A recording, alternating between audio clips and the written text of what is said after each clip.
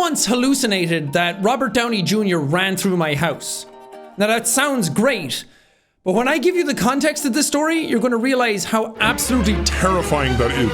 Back when I was a wee lad in Ireland, I'd say about 9 years old, maybe 10. We'll round it up to a solid 10. When I was 10 years old, I got sick.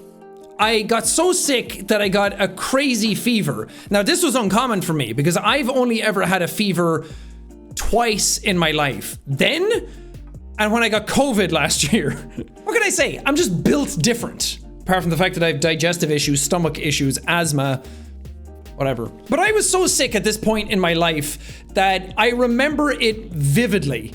Because I remember going to bed and you know when you're like, you have a fever and you close your eyes and your eyeballs feel hot? I remember seeing the walls were like red. This was probably a fever that I should have gone to the hospital for now in hindsight, because I have never hallucinated since then. And if I'm hallucinating on a fever, I probably got closer to death than I would have liked to admit. But I went to bed early because I just wasn't feeling well, high fever. I was like, I'll go to bed early and I'll get some sleepies. And I shared a room with my two brothers at the time, and it was a bunk bed. So I was on the top bunk and my brother was on the lower bunk, and then there was another bed in the room that my other brother was in.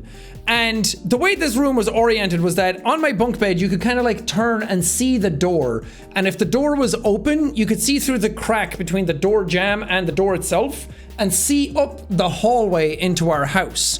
And my living room and my bathroom were like opposite each other. You had to pass this window in the hall that I could see through the door to be able to go to either of them. And I went to bed. I felt so horrible. I woke up. I swear I was possessed. Now that I'm telling this, I realize how weird all of this was, because I woke up not aware of where I was, what was happening.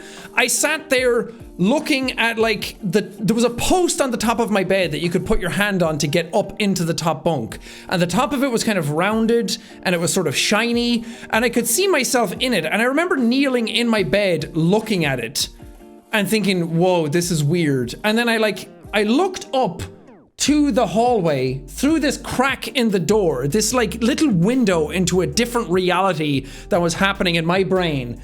And my brother walked from the bathroom over into the living room. My brain thought that was Robert Downey Jr. And the reason it thought that was because before I went to bed, my family were watching Ally McBeal.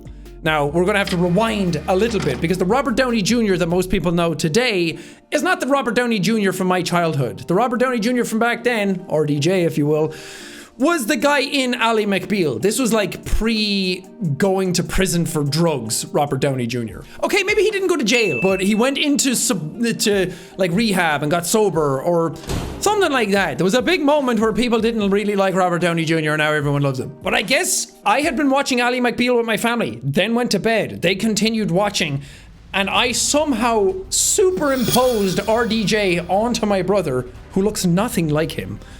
And then I was convinced that he walked by in my hallway. Now, that's not even that scary. That should have been a cool thing. My mind freaked out. I put my hand on the post. I did one of those things where you get over a fence in one move, and I leapt out of bed, out over the railings, fell onto the floor. My family must have heard just a as I hit the ground, and I sprinted into my living room. And when I got there, I didn't do anything. I sprinted into the living room, and I was kind of just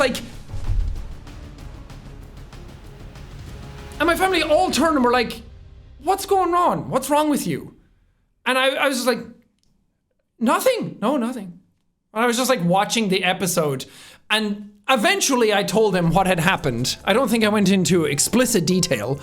But they all kind of just laughed it off and were like, crazy sick boy dreaming up weird things in his fever brain. Go back to bed, you lunatic. Which I did. I slumped back to my room, kind of realizing, oh, I possessed my own body again. The devil is not here anymore. And I got back into bed and I fell asleep, but I don't think I was asleep for very long because that exact same night, I woke up again, kneeled up into my bed and was staring at myself in the bedpost again. I don't know what that is. Maybe it's a self-reflection kind of thing to try and be my own constant, to be in my own reality, to be no, that's me. That's not Robert Downey Jr. It's me. He's not going to come back again. No, he would never do that. He's an Ally McBeal. But I was staring at myself in the shiny part of this bedpost that was like rounded at the top.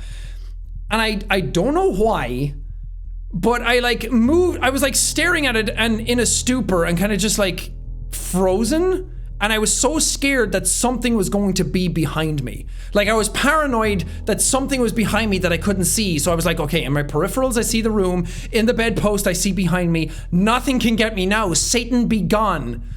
Again, we need to rewind back to like one of the previous videos I did on this where I talked about my sister being possessed by the devil because I watched The Exorcist. My sister is possessed by the devil. Maybe I was older actually. Oh God. Not important.